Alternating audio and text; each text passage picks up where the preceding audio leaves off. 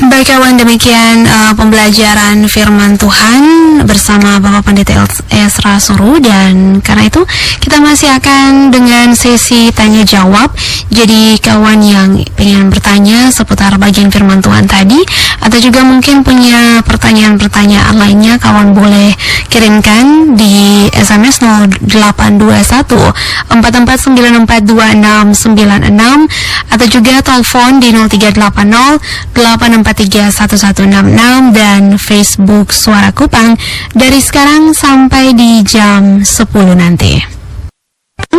Kawan yang pengen bertanya di sesi tanya jawab ini bersama Bapak Pendeta, kawan boleh gabung. Dan selamat malam untuk pemilik 081238 sekian. Selamat malam Bapak Pendeta, saya ingin tahu apakah ada roh jahat yang datang dari Tuhan, roh jahat yang merasuki Saul ketika dia ditinggalkan Tuhan. Ada kata-kata seperti itu ya di dalam Alkitab, roh jahat yang berasal daripada Tuhan atau roh jahat yang datang dari Tuhan. Itu tidak berarti bahwa memang Tuhan sungguh-sungguh punya roh jahat. Artinya adalah bahwa roh jahat itu diizinkan oleh Tuhan. Jadi Saul sebelumnya dia dikuasai oleh Roh Kudus, tapi karena dia hidupnya yang jahat, akhirnya Tuhan dikatakan bahwa Tuhan mengambil kembali rohnya, lalu Tuhan memberikan roh jahat yang dari Tuhan. Maksudnya adalah Tuhan mengizinkan roh jahat itu mendiami Saul. Jadi bukan berarti Tuhan sungguh-sungguh punya roh jahat. Itu roh jahat yang diizinkan Tuhan ya. Baik, selanjutnya ada Louis di Oeba. Shalom buat kamu. Ini mau bertanya dari 1 Korintus pasalnya yang pertama ayat 22. 1 Korintus pasalnya yang pertama ayat 22. Ini katanya belum paham maksud dari orang Yahudi menghendaki tanda dan orang Yunani mencari hikmat. Kalau kita melihat dari konteksnya ya,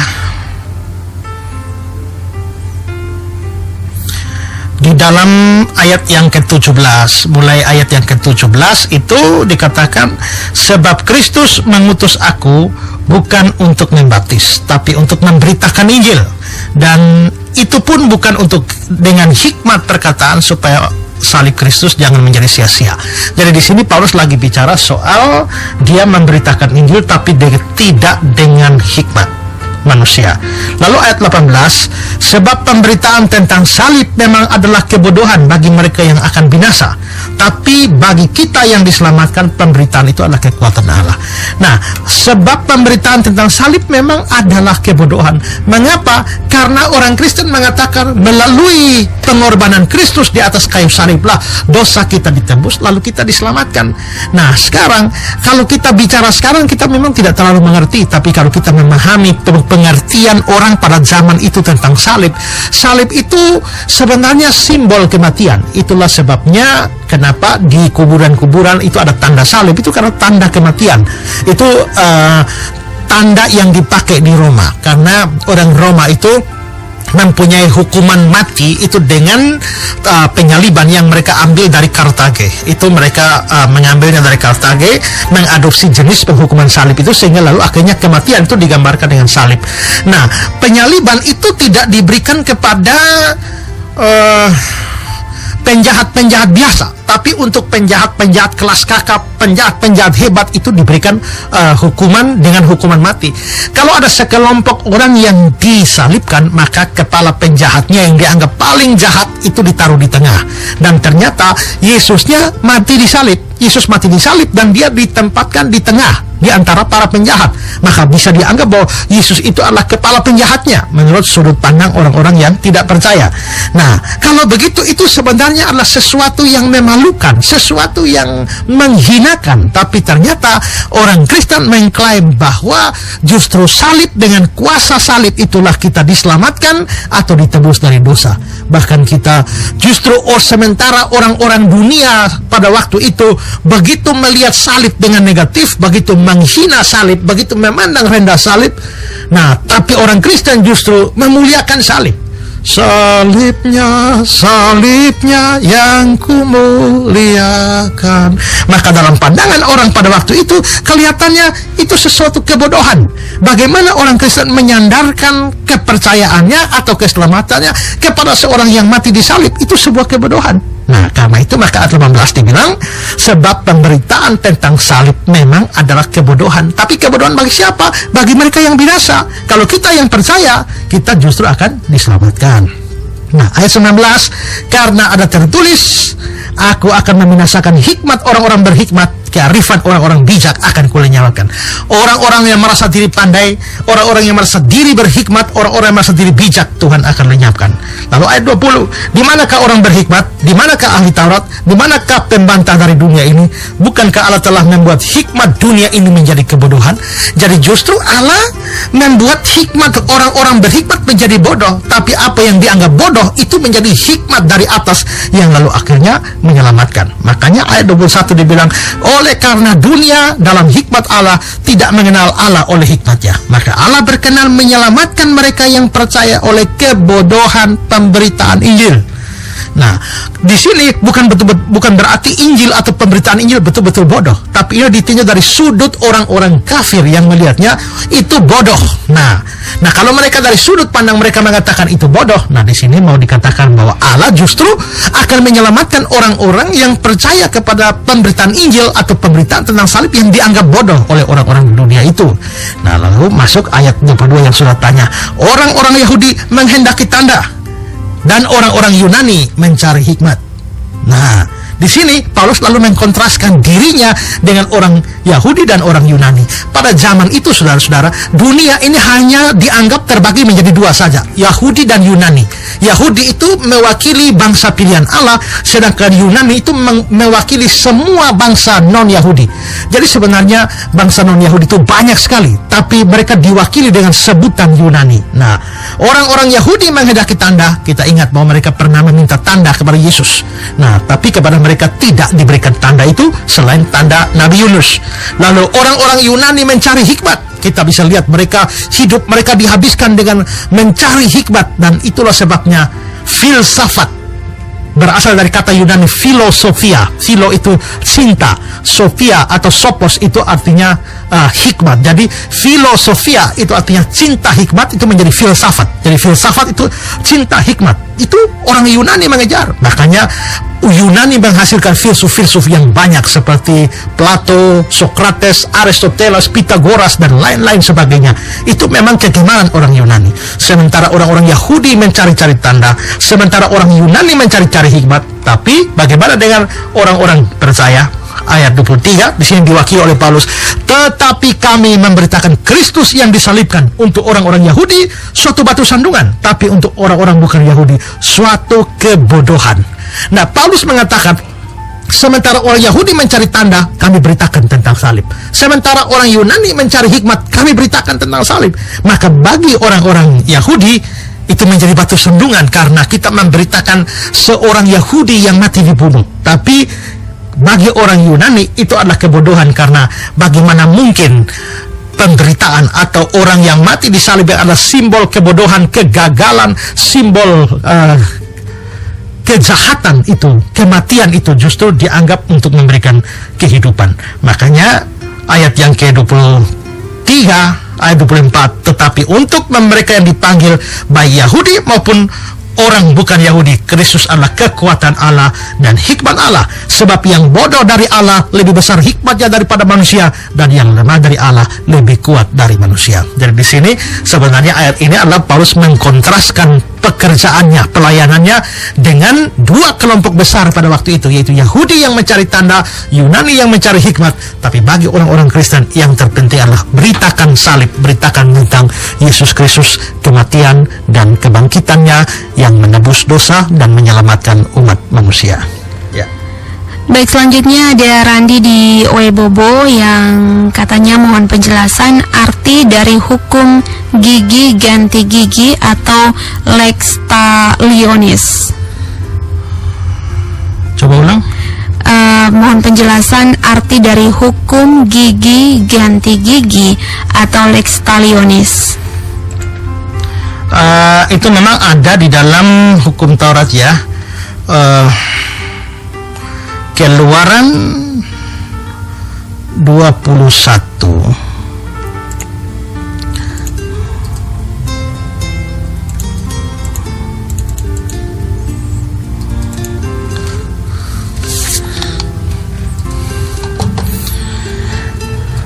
Keluaran 21 mulai ayat 23.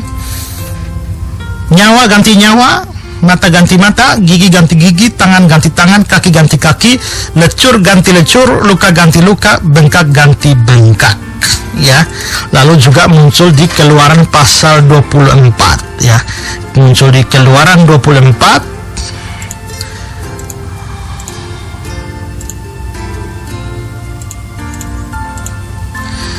ayat yang bukan Keluaran 24, Imamat 24. Muncul lagi di Imamat 24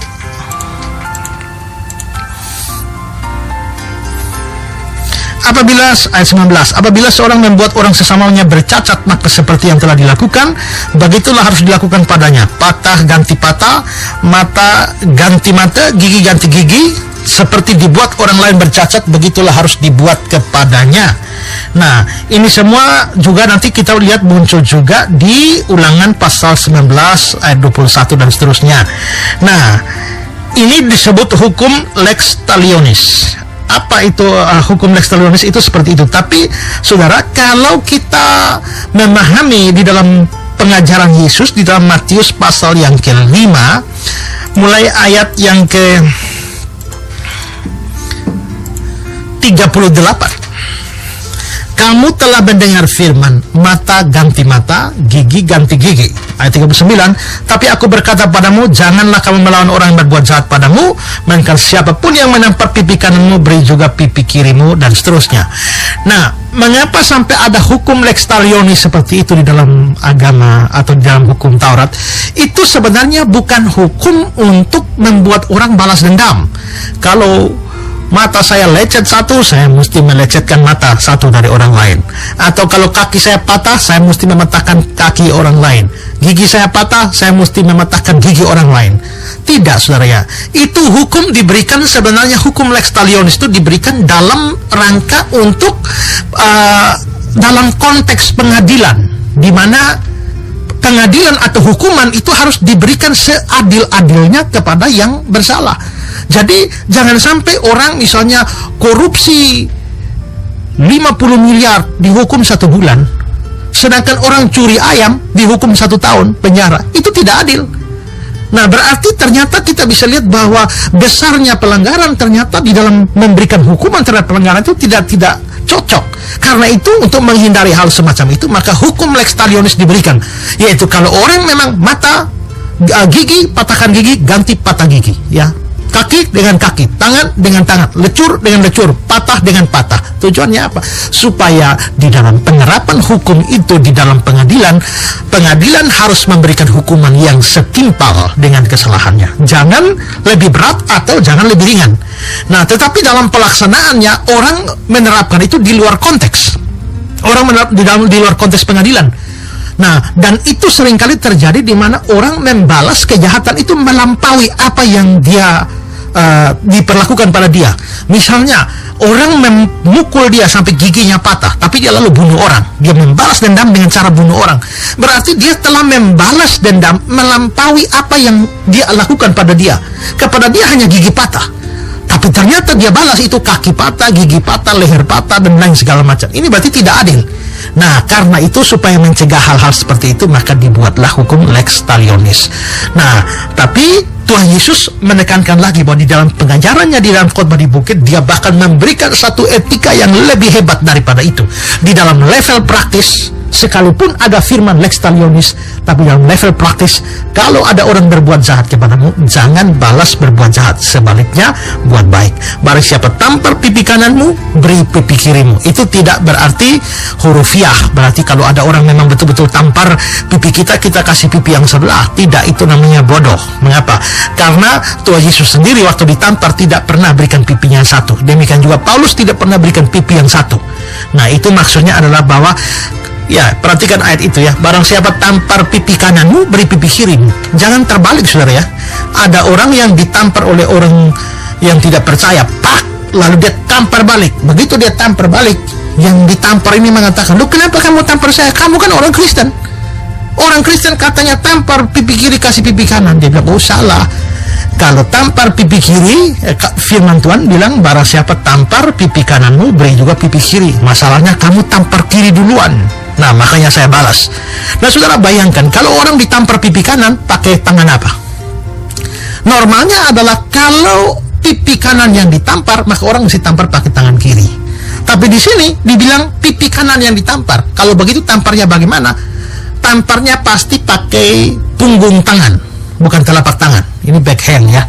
Nah, di dalam tradisi pada waktu itu adalah kalau orang menamparnya dengan telapak tangan dan kalau punggung tangan, maka dianggap itu 2 kali lipat penghinaannya dengan kalau tampar pakai telapak tangan. Jadi kalau misalnya telapak tangan, kalau ditampar pakai telapak tangan dendanya 10.000, maka yang dengan punggung tangan itu 20.000, 2 kali lipat. Nah, maksud Yesus adalah kalaupun kita dihina dengan penghinaan sedemikian rupa, sehebat demikian, tapi kita tidak boleh membalas jahat dengan jahat. Jadi ayat itu tidak bermakna hurufiah.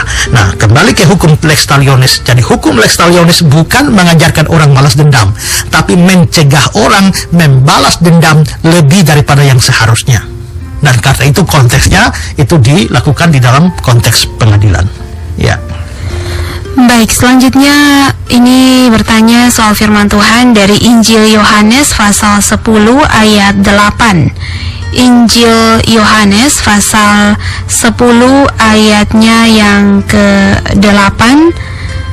Mungkin yang bacakan dulu. "Semua orang yang datang sebelum aku adalah pencuri dan perampok, dan domba-domba itu tidak mendengarkan mereka." Yang menjadi pertanyaannya, siapakah yang dimaksud dengan semua orang yang datang sebelum aku? Semua orang yang ini kan konteksnya kan Yesus bicara, "Akulah gembala yang baik." Nah, kelihatannya yang dimaksudkan dengan orang-orang yang datang seperti pencuri dan perampok ini menunjuk kepada gembala-gembala Israel yang dikecam oleh Tuhan, ya. Gembala-gembala Israel yang dikecam oleh Tuhan karena mereka sama sekali tidak memelihara domba-dombanya. Berulang kali kita melihat kata-kata Yesus, dia seringkali melihat orang-orang terlantar seperti domba yang tidak bergembala. Dan di dalam perjanjian lama kita melihat ada begitu banyak ayat di mana Tuhan mengecam gembala-gembala yang hanya menggemukkan diri mereka sendiri. Pada waktu datang bahaya mereka lari dan sebagainya. Mereka mengambil bulunya domba, susunya domba, tapi domba tidak diberi makan dan lain sebagainya. Begitu banyak ayat yang mengecam tentang gembala-gembala Israel.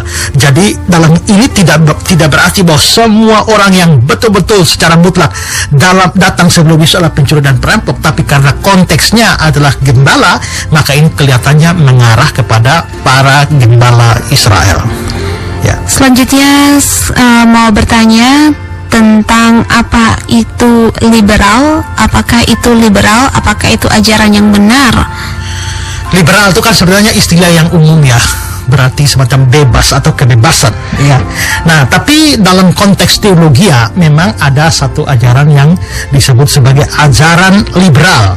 Nah, ajaran liberal ini adalah ajaran yang mungkin ya sesuai dengan arti kata liberal, bebas, maka dia tidak mau terikat dengan kepercayaan-kepercayaan yang sudah ada sejak dari dulu. Kita lihat bahwa kita sekarang ini hidup di dalam suatu arus kepercayaan yang bukan lahir dari kita sendiri, tapi itu kita warisi dari ribuan tahun yang lalu. Misalnya konsep-konsep kita tentang Allah, kita membaca kitab perjanjian lama, kita membaca kitab perjanjian lama yang sudah umurnya ribuan tahun, kita juga baca perjanjian baru yang umurnya sudah 2000-an tahun, dan kita lalu mengikuti kepercayaan orang, melanjutkan kepercayaan orang-orang Israel. Lalu juga kita melanjutkan kepercayaan gereja mula-mula yang percaya Yesus itu adalah Tuhan, Yesus juru selamat manusia, satu-satunya jalan ke surga, Yesus imam besar satu-satunya, Alkitab adalah firman Allah dan sebagainya. Itu adalah kepercayaan yang bukan muncul dari kita, tapi itu kepercayaan yang kita warisi dari zaman dulu. Nah, kelihatannya teologi liberal ini adalah teologi yang ingin bebas, tidak mau berteologia di dalam frame yang sudah digariskan atau ditentukan oleh yang orang-orang yang dulu atau kepercayaan-kepercayaan sebelumnya, dan karena itu mereka mau merumuskan ajaran sendiri, dan karena itu seringkali rumusan teologi liberal ini lalu menjadi bertolak belakang atau kontras dengan ajaran-ajaran gereja atau kepercayaan-kepercayaan yang kita warisi dulu. Jadi misalnya, kalau kepercayaan ortodoks yang kita warisi, Yesus adalah Tuhan dan Allah, maka orang liberal mengatakan, tidak, dia bukan Tuhan dan Allah, dia cuma guru moral saja. Dia hanya orang biasa yang luar biasa. Kalau kita berkata Alkitab itu adalah firman Allah, tapi orang-orang liberal mengatakan dia bukan firman Allah, dia cuma buku catatan hidup beragamanya orang-orang dulu. Kita mengatakan Alkitab tidak bisa salah, tapi mereka mengatakan Alkitab itu ditulis dalam satu konteks yang sedemikian rupa oleh para penulis yang biasa, dan karenanya Alkitab itu mungkin salah. Kita berkata Yesus satu-satunya jalan keselamatan, tapi orang-orang liberal mengatakan bahwa ada banyak jalan keselamatan. Di dalam semua agama, semua kepercayaan, pada dasarnya kalau orang bisa melakukan kepercayaan agamanya sendiri dengan baik, dia akan selamat. Kalau kita percaya ada surga, ada neraka, maka orang liberal juga bisa menyangkal ada surga, ada neraka, dan macam-macam yang lain. Intinya adalah teologi liberal itu menabrak kepercayaan yang sudah diwarisi dari gereja perdana, ya. Saya berikan contoh misalnya bahwa Alkitab adalah firman Allah yang kita percaya, tapi orang liberal tidak percaya itu. Mereka begitu menganggap remeh terhadap Alkitab. Nah, kalau saudara mungkin begitu menghargai Alkitab, jangan heran saudara ada sekolah-sekolah teologi liberal. Sekolah-sekolah teologi liberal, seorang teman saya itu pernah bercerita, dia masuk sekolah teologi liberal, dan pada waktu dia mau kuliah, dosennya angkat Alkitab, lalu dia bilang, ini apa saudara? Alkitab. Siapa yang percaya Alkitab adalah firman Allah? Hampir semua mahasiswa teologi bilang, ya kami percaya Alkitab firman Allah, angkat tangan semua. Tahu-tahu saudara, pendeta atau dosen itu banting Alkitab ke lantai dan dia taruh kaki di atas. Dia bilang, saya tidak percaya Alkitab firman Allah. Semua mahasiswa shock. Mengapa shock? Karena mereka menganggap itu adalah firman Allah. Tapi karena teologi liberal itu buku biasa yang tidak ada beda dengan buku sejarah lainnya, dan karena itu dia merasa tidak berdosa kalau dia membanting Alkitab atau menginjaknya sama sekali. Ya, si Calvert itu dididik dalam teologi liberal yang luar biasa. Calvert ini dianggap sebagai bapak teologi modern. Dia itu dididik dalam sekolah teologi yang sangat liberal sampai dia tidak percaya ada surga, tidak percaya ada neraka. Lalu pada waktu dia tamat sekolah teologi, dia ditugaskan melayani di satu desa terpencil yang namanya desa Savenville. Nah, begitu dia masuk di desa Savenville, satu hari ada kematian. Begitu ada kematian, dia bingung dia mau berkhotbah apa. Dia mau berikan penghiburan apa kepada orang yang berduka, keluarga yang berduka. Kalau dia mau mengatakan bahwa almarhum ini sekarang sudah di surga, dia tidak percaya ada surga. Tapi kalau di neraka, dia juga tidak percaya ada neraka. Nah, kalau itu liberal, nah lalu akhirnya dia bingung. Dia berpikir pasti ada yang salah dengan teologi saya. Dia merenung panjang, akhirnya dia titik balik dia dari teologi liberal, yaitu ketika dia meneliti kembali Alkitab dan menulis bukunya, ya, tafsiran surat Romanya yang judulnya adalah Der Römerbrief, dan itu menjadi titik balik dari Calvert dari teologi liberal. Menjadi walaupun dia tidak sampai kepada aliran Injili, tapi dia disebut sebagai neo-ortodoks, aliran neo-ortodoks dipelopori oleh Calvert. Juga misalnya ada dosen yang lain dari STT Jakarta, misalnya mantan dosen. Dia pernah berdialog dengan saya dan dia mengatakan bahwa kitab Yunus itu penuh dengan dongeng. Kalau ada orang yang bisa ditelan ikan tapi tidak mati, itu hanya ada dalam dongeng. Kalau ada orang bisa lari jauh dari hadapan Tuhan, itu hanya ada dalam dongeng. Kalau ada pohon yang bisa tumbuh dalam satu malam, mati dalam satu malam, itu hanya ada dalam dongeng. Bla bla bla bla bla. Kira-kira ada tujuh dongeng. Lalu akhirnya kesimpulan dia adalah kitab Yunus adalah dongeng. Mereka tidak percaya mujizat-mujizat. Mujizat-mujizat ditafsirkan secara hurufiah. Mereka tidak percaya bahwa Musa membelah laut vertebrau. Mereka menganggap bahwa itu karena matahari dan bulan berada pada satu garis lurus, sehingga lalu terjadi surut yang luar biasa, sehingga air laut itu memang surut sampai mata kaki. Jadi sebenarnya bukan laut yang dibelah, tapi memang karena gejala alam. Nah, atau seperti Barclay misalnya, bahwa kolam Bethesda yang waktu digoyang orang masuk sembuh, menurut Barclay itu bukan malaikat goyang air itu, tapi di dasar kolam Bethesda itu ada rongga-rongga udara, dan kadang-kadang udara keluar lalu terjadi gelembung ke atas, tapi di bawah kolam itu ada zat-zat obat, sehingga pada waktu udara masuk terjadi gelembung ke atas, zat-zat obatnya naik, sehingga orang yang terjun masuk ke kolam Bethesda menjadi sembuh. Nah, itu semua kira-kira ciri-ciri teologi liberal begitu. Teologi liberal, mereka tidak mau menerima apa yang sudah kita percayai selama ribuan tahun oleh gereja, tapi memberontak, berusaha mendirikan teologi yang baru yang sesuai dengan kebebasan berpikir mereka. Itu kira-kira sedikit gambaran tentang teologi liberal. Baik kawan, satu lagi di SMS sebelum kita dengarkan satu lagu dari Henrik yang mau bertanya, bagaimana cara kita mempersembahkan diri kita seutuhnya untuk Tuhan? Saudara mau mempersembahkan diri secara utuh untuk Tuhan, maka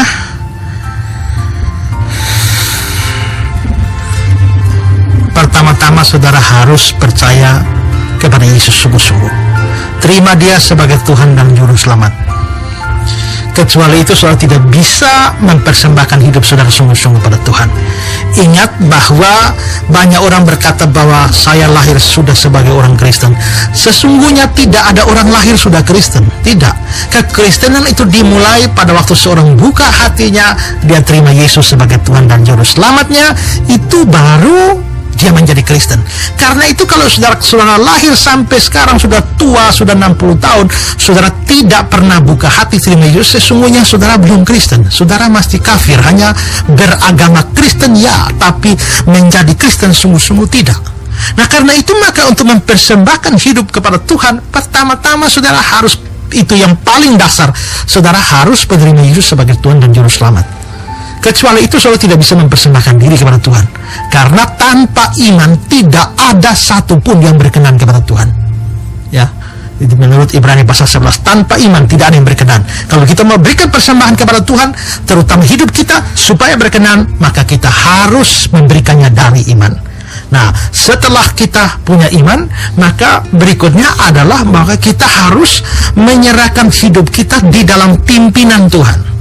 Apa yang Tuhan mau. Dengan kata lain, tujuan hidup kita sudah berubah. Jikalau dulunya kita mempunyai tujuan hidup untuk menyenangkan diri, memuaskan diri, meraih begitu banyak hal, tetapi sejak kita percaya kepada Yesus, kita punya orientasi hidup sudah berubah.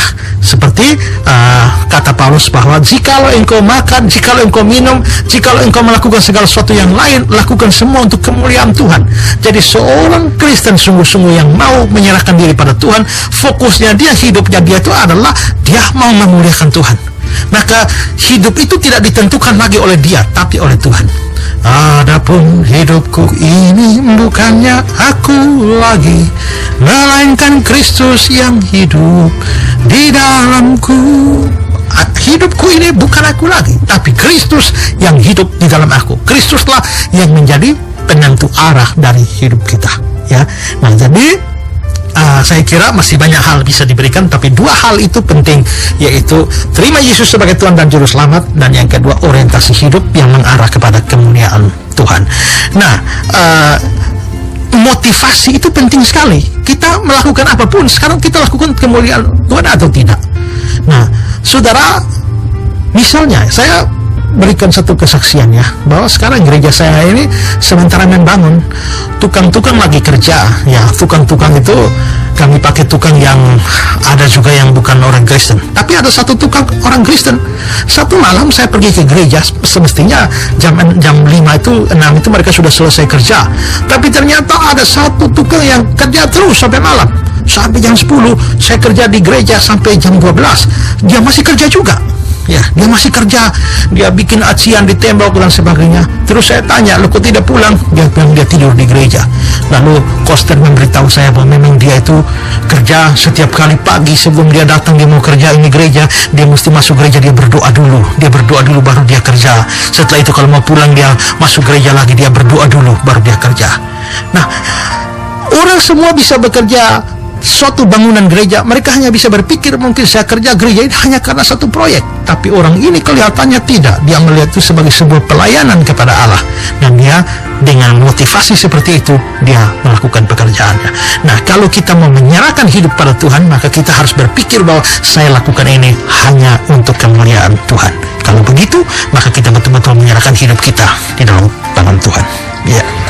Baik kawan, kita dengarkan satu pujian hati sebagai hamba. Setelah itu kawan, kita masih dalam sesi tanya jawab. Jadi kawan yang mau bertanya boleh gabung di telepon 0380-843-1166 atau di SMS-nya 082144949696 dan Facebook Suara Kupang 96 SKFM Suara Kupang. Dan kawan, kita masih di sesi tanya jawab program Revival Voice.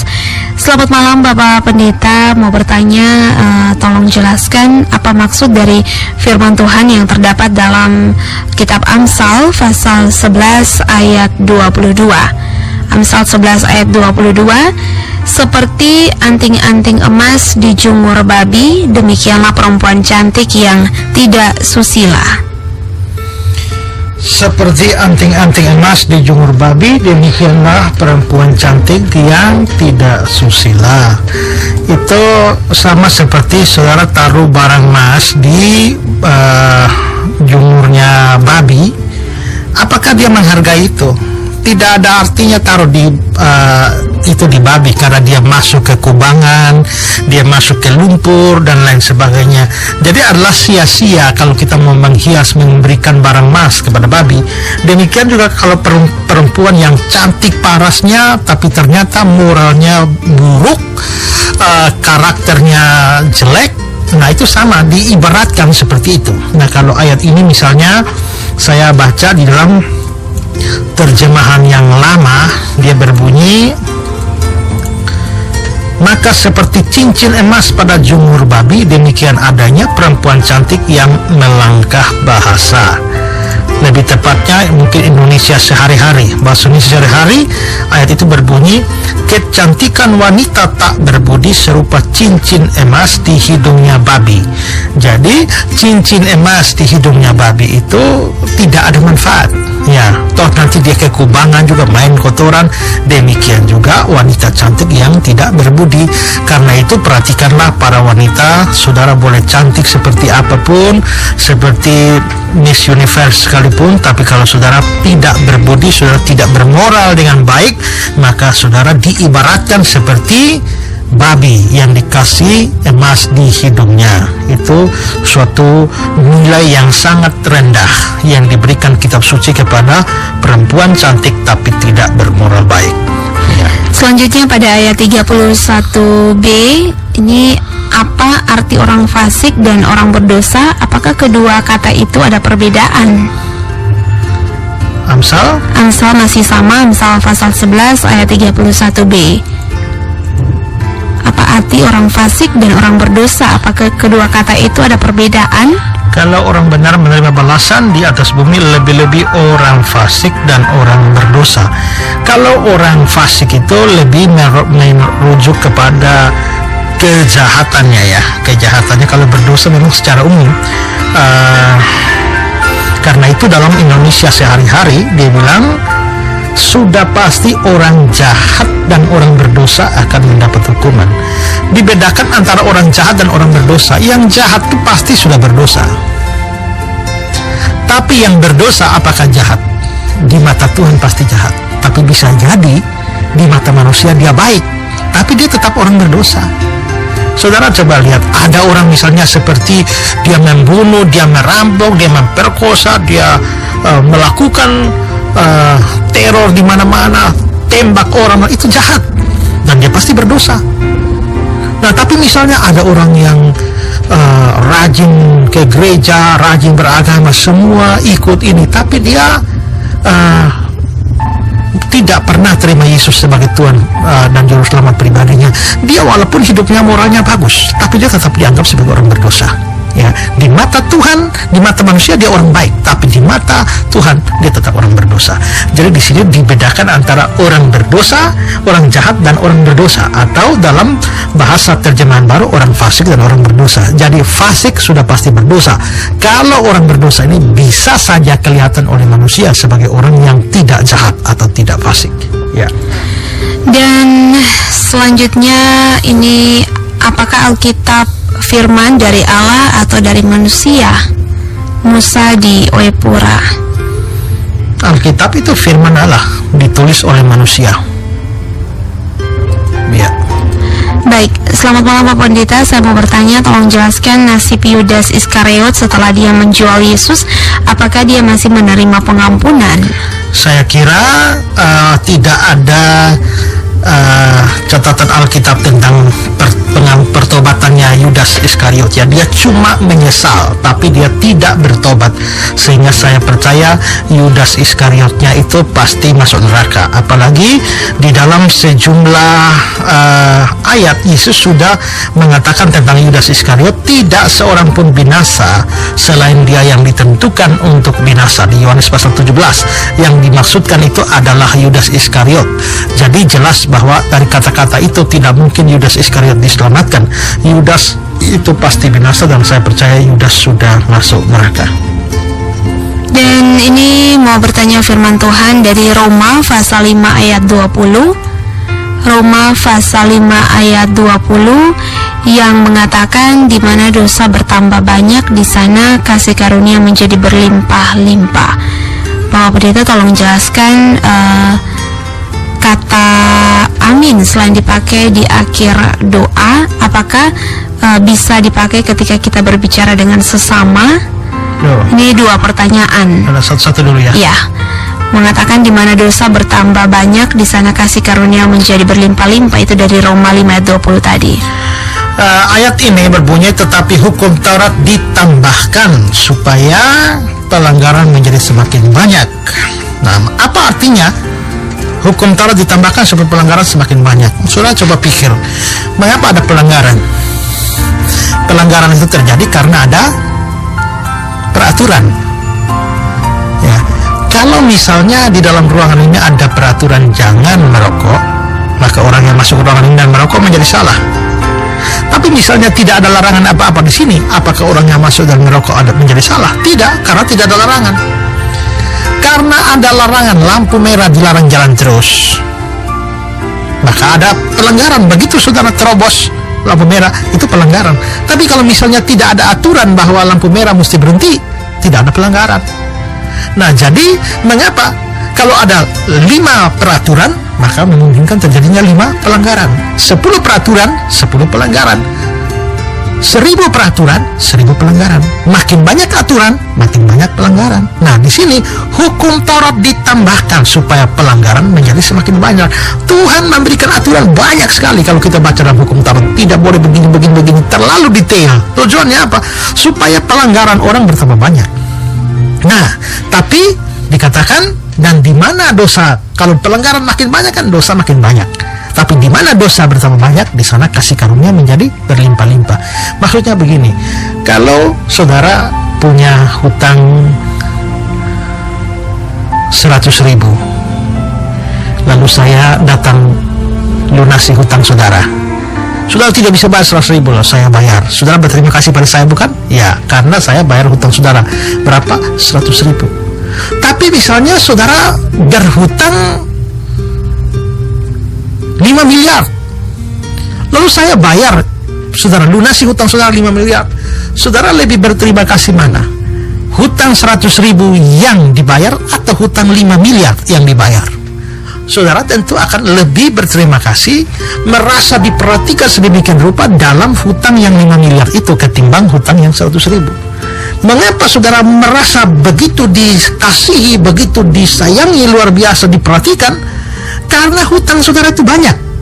Begitu itu dibayar, wah, ini sesuatu yang amazing, sesuatu yang luar biasa, amazing grace, suatu anugerah yang tak terkatakan.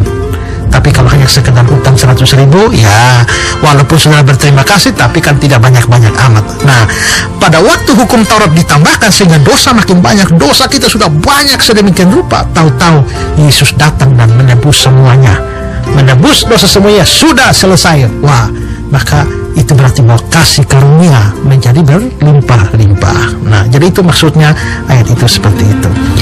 Ini selanjutnya bertanya tentang kata amin yang kita pakai di akhir doa. Dan ini apakah bisa dipakai ketika kita berbicara dengan teman sesama kita? Misalnya ini mungkin temannya berkata semoga kamu sehat selalu dan sukses dalam studi, dan dirinya ini membalas kata amin. Apakah itu bisa dibenarkan menurut firman Tuhan? Amin itu arti dasar dari kata amin itu. Amin itu sebenarnya adalah kata bahasa Ibrani ya, dipakai dalam perjanjian lama dan juga sinagog-sinagog, lalu akhirnya diteruskan dalam lingkungan Kristen. Nah, di dalam Alkitab kata ini tidak hanya untuk mengakhiri doa, tapi itu menunjukkan suatu kesungguhan, harapan untuk didengar, tetapi juga semacam persetujuan untuk hal-hal yang dikehendaki Allah. Jadi tidak hanya doa, semacam persetujuan. Saya memberikan contoh misalnya dalam Ulangan 27 ya, ayat 16-18. Terkutuklah orang yang memandang rendah ibu dan bapaknya, dan seluruh bangsa itu haruslah berkata amin. Jadi itu bukan doa, itu ada firman Tuhan. Terkutuklah orang yang memandang rendah ibu dan bapaknya, semua bangsa itu berkata amin. Ayat 17. Terkutuklah orang yang menggeser batas tanah sesama manusia, dan seluruh bangsa itu berkata amin. Terkutuklah orang yang membawa seorang buta ke jalan yang sesat, dan seluruh bangsa itu berkata amin. Jadi ada semacam suatu pemberitaan firman, lalu orang berkata amin. Itu bukan doa. Lalu 1 Korintus 14 ayat 16. Sebab jika engkau mengucap syukur dengan rohmu saja, bagaimana orang yang hadir sebagai pendengar dapat mengatakan amin atas pengucapan syukurmu? Nah, ini jadi kata amin di sini bukan doa, tapi dalam pengucapan syukur. Jadi kata amin itu sebenarnya akar katanya artinya benar atau pasti atau tentu atau ya atau sungguh-sungguh. Nah, karena itu maka misalnya orang bilang Tuhan memberkati saudara, orang bilang amin, artinya apa? Bahwa benar atau itu pasti atau ya atau sungguh-sungguh, itu artinya demikian. Jadi kata amin itu tidak hanya melulu dipakai di dalam kata doa.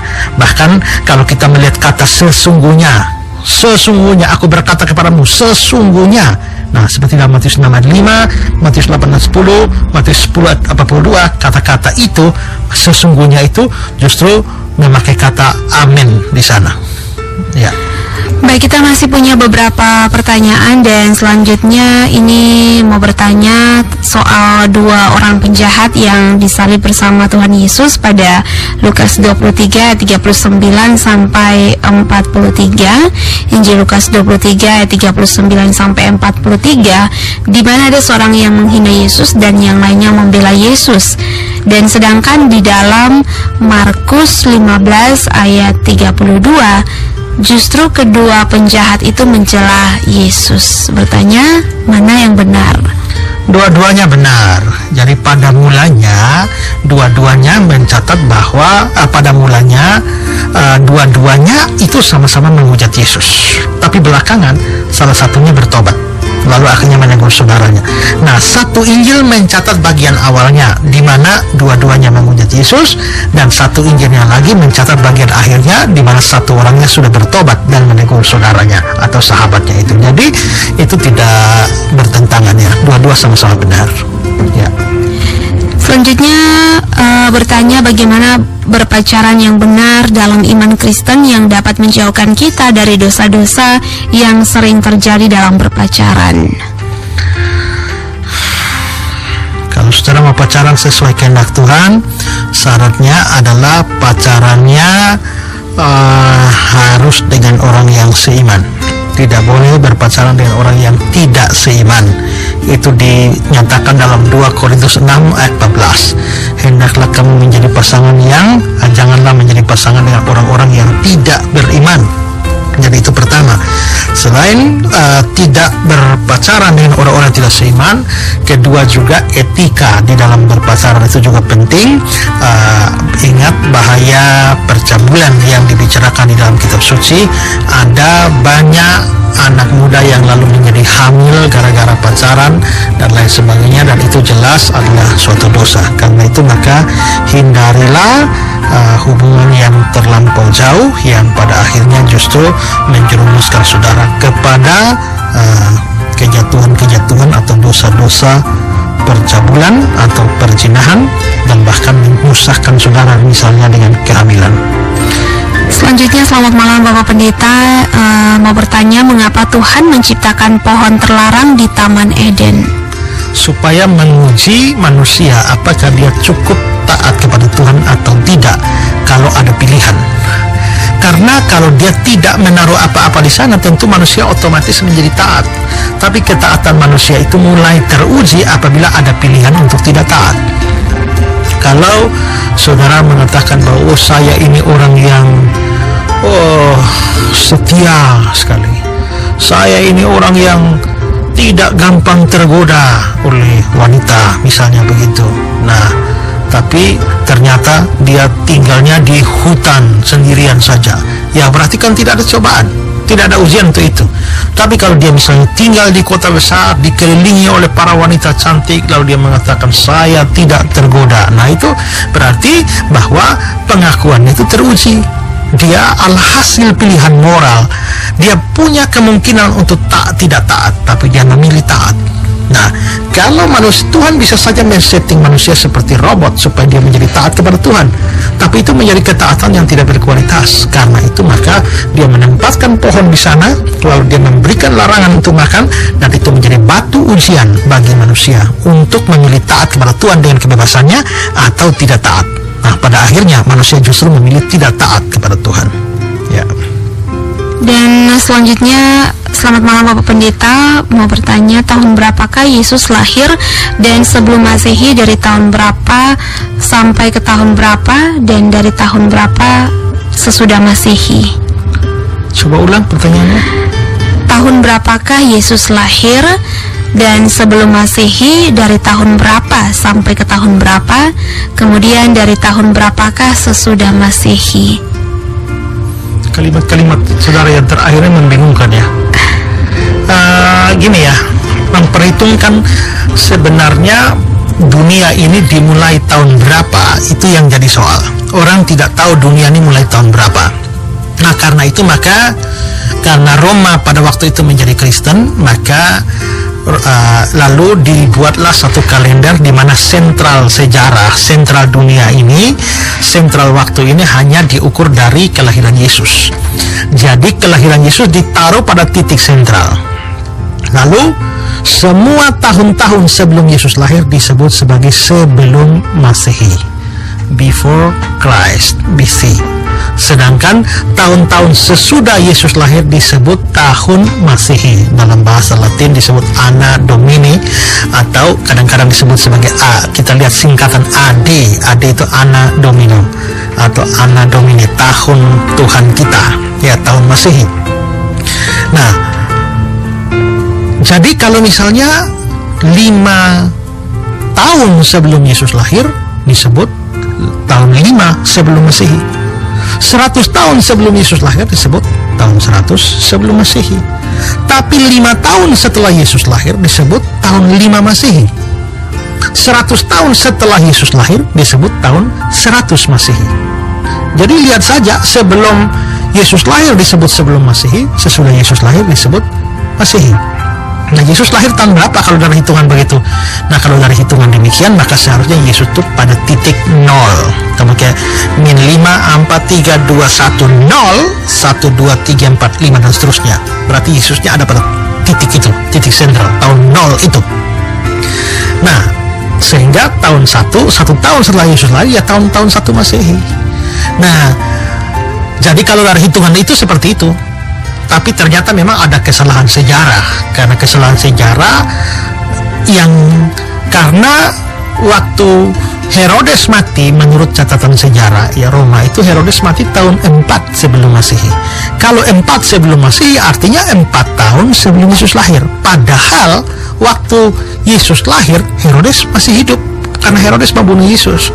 Mengapa bisa begitu? Nah, itu memang ada satu kesalahan sejarah di mana ketika kalender kita ini dibuat oleh Dionysius Exiguus lalu terjadi kesalahan perhitungan sehingga kita itu dibuat ada kelebihan 4 tahun sehingga kalender kita sekarang ini kelebihan 4 tahun. Kita ada di 2016, mestinya kita baru di 2012 ya 2012. Nah, jadi mestinya Yesus itu lahir tahun 0, tapi karena kesalahan itu sehingga akhirnya Yesus itu sebenarnya lahir kira-kira diperkirakan tahun 6 sebelum Masehi ya.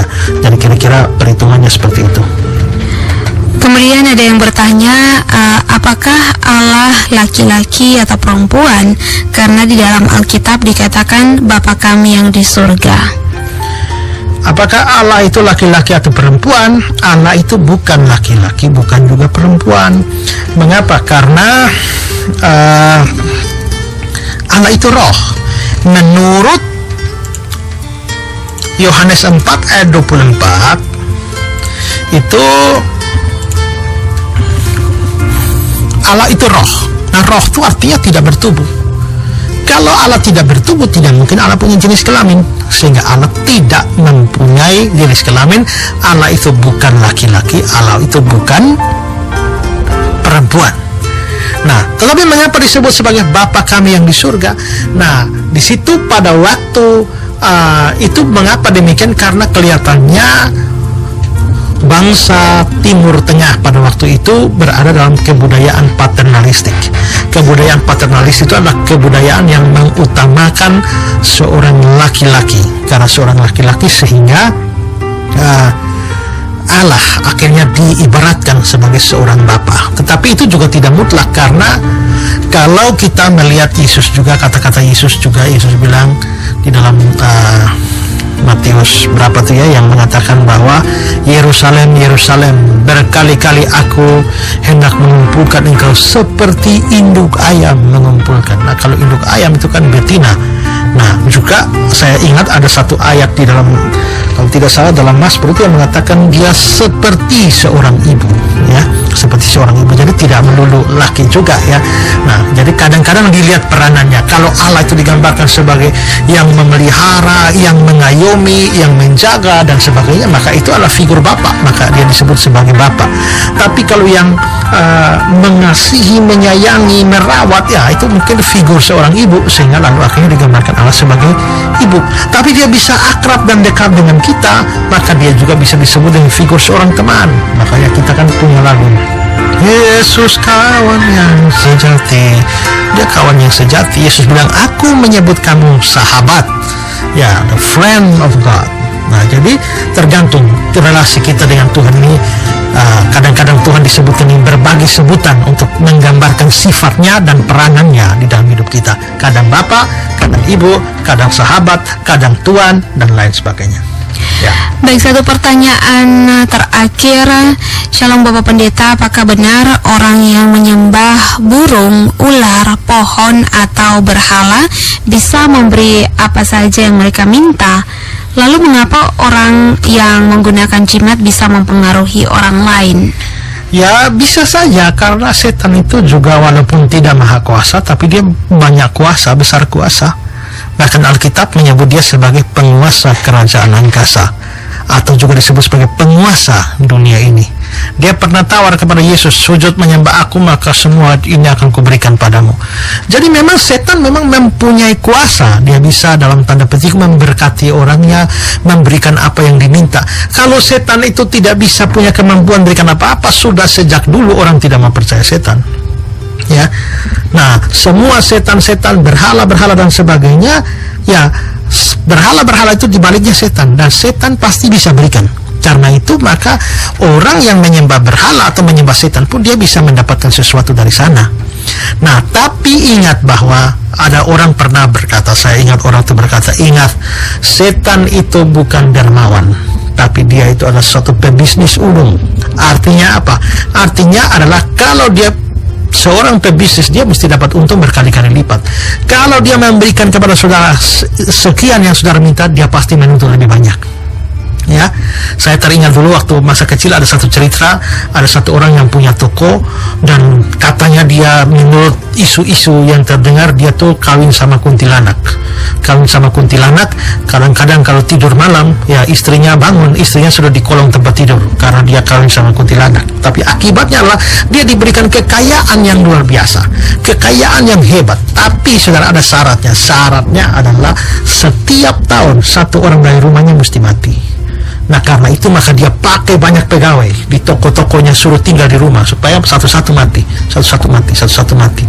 Nah, jadi kalau setan berikan kekayaan, dia pasti menuntut lebih daripada itu. Nah, karena itu maka orang-orang yang menyembah setan atau mempergunakan setan untuk mendapatkan kedudukan, kekayaan, kehormatan dan lain sebagainya, jangan kira mereka akan bebas. Setan akan menuntut yang jauh lebih besar daripada itu, yang seringkali justru akan menyusahkan hidupnya. Karena itu lebih baik kita kembali kepada Tuhan dan berharap kepada Tuhan, karena Tuhanlah sebenarnya sumber kebaikan. Dia akan memberikan hal-hal yang baik bagi kita, dan Dia berikan dengan hati tulus karena Dia mengasihi kita. Baik kawan, demikian sudah tuntas kita di Revival Voice untuk edisi pembelajaran firman Tuhan hari ini. Dan kita masih jumpa lagi buat kawan pekan depan. Bapak Pendeta akan langsung menutup kita di dalam doa. Mari kita berdoa. Terima kasih Tuhan untuk kesempatan malam hari ini. Kami pakai hampir 2 jam untuk belajar firman Tuhan. Biarlah apa yang sudah mau bagikan ini boleh berguna bagi para pendengar di rumah. Dan terima kasih juga Tuhan karena Tuhan sudah menolong kami di dalam program ini. Kami berdoa untuk radio ini, Tuhan memberkati radio ini, biar hari demi hari radio ini terus berkembang, maju, dan semakin luas jangkauannya untuk memberkati lebih banyak orang melalui semua program-program, termasuk program-program rohani. Tuhan memberkati semua kru, semua penyiar, semua petugas, dan juga pimpinan radio ini. Tuhan memberkati sehingga semua diberikan kekuatan dan kesehatan untuk bekerja dengan baik, melakukan semua tugas dan tanggung jawab mereka. Dalam nama Yesus kami berdoa, amin. Baik kawan, demikian kebersamaan kita di Revival Voice. Dan kawan mungkin yang masih pengen bertanya, pertanyaannya bisa disimpan sampai di pekan depan dalam Revival Voice. Akhirnya saya Ellen dan juga Bapak Pendeta pamit. Terima kasih, selamat malam, dan Tuhan Yesus memberkati kawan.